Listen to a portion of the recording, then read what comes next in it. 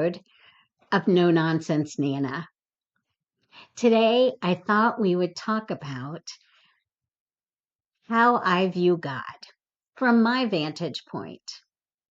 And when you get to know Him better on your side, you'll have your own opinion of who He is. But my opinion and your opinion don't really matter. We want to get to know who God is because He reveals Himself to us, that He'll show Himself to us. A few years ago, I took some classes through Bible Institute. And one of the first assignments I had in class was to write out a description of who God is without using any Bible verses. Hey, I'm a PK. If you don't know what PK is preacher's kid. And I grew up with Bible. I grew up with hearing my mom and dad talk about the Bible, and they had so many Bible verses memorized. So I grew up hearing Bible verses. So this assignment really made me think. And I thought I would share it with you today to kind of give you an insight of who I see God is and the relationship that I have with Him one-on-one. Because the whole point of this podcast is that you will grow your own relationship with God one-on-one, you and Him. But it starts with a conversation. And I'm going to tell you how I see God. So hang in with me. I love Him and He loves me. He gets me. He understands what makes me tick, and He understands what hurts my heart. And He cares. We get together and spend time together, and He never lets me down. He's never let me down, ever. He reasons with me. He speaks to me in this still, quiet tone that only my heart can hear. I share my innermost secrets with Him, and He tells me how to deal with life, how to live, how to love, how to reach others about Him. He whispers His secrets of life in my ear.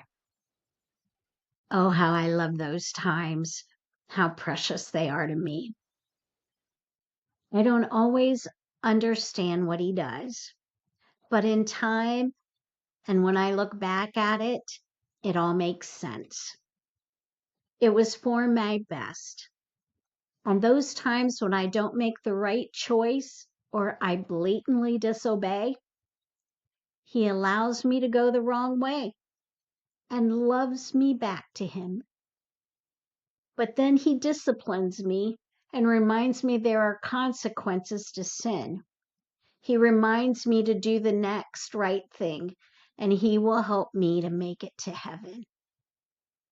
He reminds me that He created the world and everything in it, that He had a plan for man and a plan for me. It is a well thought out and an orderly plan, and that He would give me everything I need to accomplish the plan. He gave His Son Jesus to pay for my sins. He gave me the Holy Spirit to lead and guide me and give me power. He gave me His word so He could speak to me and reveal His truth. So we can reason together and He can teach me wisdom. He tells me to hang in there, that I'm going to make it. He will equip me and give me everything I need. He lets me see glimpses of His glory. I know that in this state, in this body I have, I'm not able to see Him completely.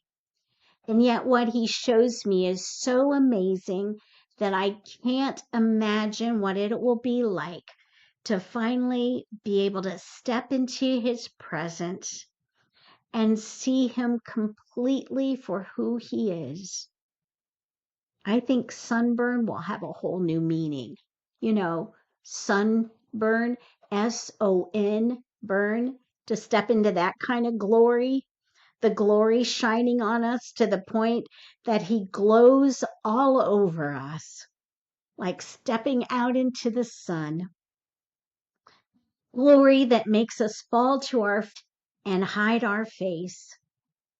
If time with him is precious now, how much more glorious being face to face with him will be. He reminds me that I need to tell others about him, about his love for them. He tells me things will not be easy here, that life will get hard, that he understands, but that it will all be worth it, that his way is the best way. And I've learned that to be true. He tells me his requirements for me, not for everyone else. Let him take care of others. He tells me he needs me to work and set priorities for service. He tells me to give my tithes and be generous with my money and my time. And he tells me I'm required to love others, even those that use me or get on my nerves. He tells me I have to love them. He tells me that I really can't count on anyone else but him. Others can be true friends and colleagues, but when the rubber hits the road, it's me and him. That's what truly counts. He reminds me vengeance belongs to him, that he wins in the end, that he has all the power, that he has all the resources, that I need to keep the faith and trust him.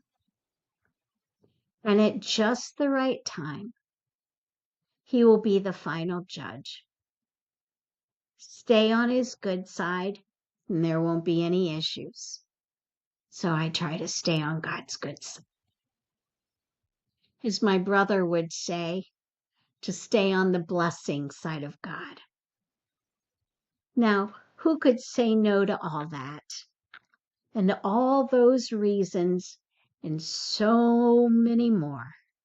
I can't name all of them. He alone, God alone, is my one and only.